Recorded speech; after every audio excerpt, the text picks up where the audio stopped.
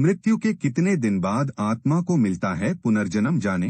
पुराणों में उल्लेख है कि मनुष्य का शरीर नश्वर और आत्मा अमर है। धरती पर जिसने भी जन्म लिया है उसकी मृत्यु भी निश्चित है। हिंदू धर्म में मृत्यु के बाद व्यक्ति का 16वां संस्कार किया जाता है, जिसे अंतिम संस्कार कहते हैं। हिंदू धर्म में इस क्रिया के तहत व्यक्ति के शरीर को जलाया जाता है, लेकिन सवाल है कि मृत व्यक्ति की आत्मा कहाँ जाती है? गरुड़ पुराण के अनुसार मृत्यु के बाद व्यक्ति की आत्मा अपनी अंतिम यात्रा पर निकलती है, जिसमें उसे कई पड़ाव पार करने पड़ते हैं। आज हम आपको बताएंगे कि मृत्यु के बाद आत्मा कहाँ जाती है और उसका क्या पुनर्जन्म होता है या नहीं। आत्मा तय करती है लंबा सफर। गरुड़ पुराण के अनुसार मृत्यु के पश्चात आत्मा को बहुत लंबा सफर तय करना पड़ता है। मृत्यु के बाद आत्मा को यमलोक ले जाया जाता है, जहां उसे मृत्यु के देवता यमराज के समक्ष पेश होना पड़ता है।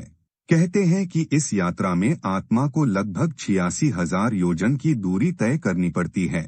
जो मनुष्य अपने जीवन में धार्मिक कार्य करता है और किसी भी जीव या प्राणी को मानसिक या शारीरिक कष्ट नहीं पहुंचाता है, वह आसानी से यमलोक तक पहुंच जाता है। इसके विपरीत जो मनुष्य अपने जीवन में दूसरे मनुष्य को कष्ट पहुंचाते हैं, उनको यम के दूत कई तरह से प्रताड़ित करते हुए ले जाते हैं। पिंडदान का महत्व। मृत व्यक्ति के परिजनों द्वारा पिंडदान किया जाता है, जिसका आधा हिस्सा मृत व्यक्ति की आत्मा को मिलता है। अगर वह आत्मा दुष्ट प्रवृत्ति की है तो यमदूत आत्मा को पिंड नहीं देते हैं, जिस वजह से आत्मा को भूखा रहकर ही सफर तय करना पड़ता है। जबकि अच्छे कर्म होने पर आत्मा को पिंड का लाभ मिलता है और उसे सफर में परेशानी नहीं होती है।